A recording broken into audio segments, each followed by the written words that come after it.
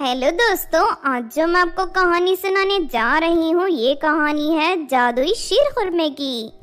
तो चलिए दोस्तों देखते हैं जादुई शीर-खुरमे की कहानी।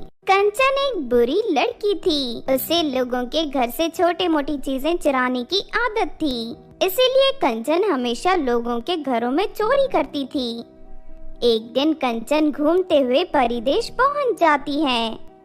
वो एक घर के सामने से गुजर रही थी कि तभी अरे वाह, इस घर में तो बहुत अच्छी खुशबू आ रही है। लगता है इस घर में खीर पक रही है। कंचन उस घर के किचन के पास पहुंच जाती है।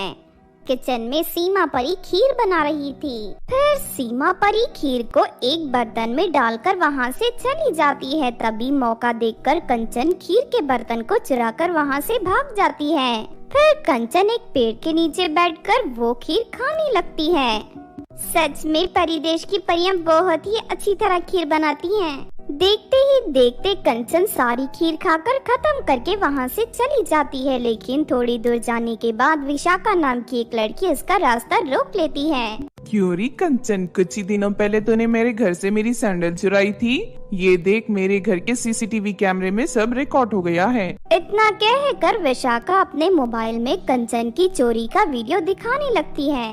अरे ये कोई और लड़की होगी जो मेरी तरह दिखती है। देख, मुझे देर हो रही है, चल मेरा रास्ता छोड़। नहीं, मैं तुझे नहीं छोड़ूंगी। सीधी तरह मेरी सैंडल वापस कर दे, वरना मैं तुझे मार दूंगी। ये सुनकर कंचन को गुस्सा आ जाता है। वो विशाखा को धक्का दे देती है, लेकिन तभी विशाखा हवा में उड़ती हुई एक पेड़ के ऊपर जा गिरती है।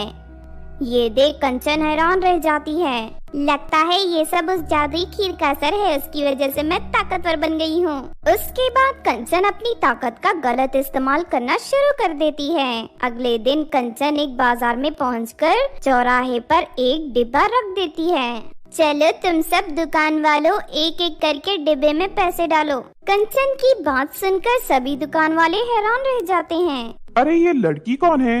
ये इस तरह धमकी देकर हमसे पैसे क्यों मांग रही है? लगता है ये यहाँ दादागिरी करने आई है। लेकिन दुकान वालों, कोई भी इसे पैसे मत देना। देखो, हम सब गरीब लोग हैं, दिन भर दुकान पर मेहनत करके पैसे कमाते हैं। हम इस तरह मुफ्त में तुम्हें अपनी मेहनत की कमाई नहीं देंगे। तुम चली जाओ यहाँ से। हाँ, तू यहाँ से चली जा, वरना हम सब तुझे बांध कर तेरी खूब पिटाई करेंगे। ये सुनकर कंचन उस आदमी को एक हाथ से उठा लेती है और उसे गोल गोल घुमाते हुए हवा में फेंक देती है। वो आदमी हवा में उड़ता हुआ दूर तालाब में जा गिरता है। ये नजारा देख सभी दुकान वाले घबराकर कंचन को पैसे देने लगते हैं। कंचन सभी दुकान वालों से ढेर सारे पैसे लेकर वहाँ से चली जाती है।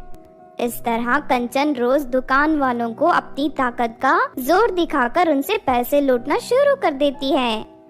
लेकिन दूसरी तरफ कंचन का लालच दिन ब दिन बढ़ता चला जाता है और वो दुकान वालों से पैसों के साथ साथ उनकी दुकान का सामान भी उठाकर अपने घर ले जाना शुरू कर देती है। अरे आखिर ये लड़की कौन है और इसके अंदर इतनी ताकत कहाँ से आई है? अगर ये रोज इस तरह हमें लूटती रही तो एक दिन हम सब कंगाल हो जाएंगे। हाँ, तुम ठीक कहती हो, लेकिन इस लड़की के ताकत के सामने हम कुछ नहीं कर सकते। इस तरह कुछ दिन बीत जाते हैं। फिर एक दिन कंचन बाजार में एक दुकान वाली की पिटाई कर रही थी कि तभी वहाँ सीमा परी आ जाती है। सीमा परी को देख कंचन घबरा जाती है। अरे नहीं, ये तो वही परी है जिसके घर से मैंने खीर चुराई थी। मेरी जादुई खीर खाकर तू ताकतवर बनी है, लेकिन तू अपनी ताकत का गलत फायदा उठाकर इन सभी दुकान वालों को लूट रही है। अब मैं तुझे नहीं छोड़ूंगी। इतना कहकर सीमा परी अपनी जादुई छड़ी की शक्ति से कंचन के शरीर की सारी ताकत खींच लेती है।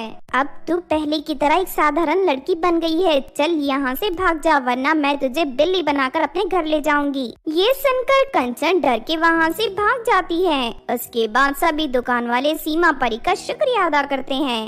इस तरह सब कुछ ठीक हो जाता है और सभी दुकान वाले फिर से हंसी खुशी अपनी जिंदगी जीने लगते हैं।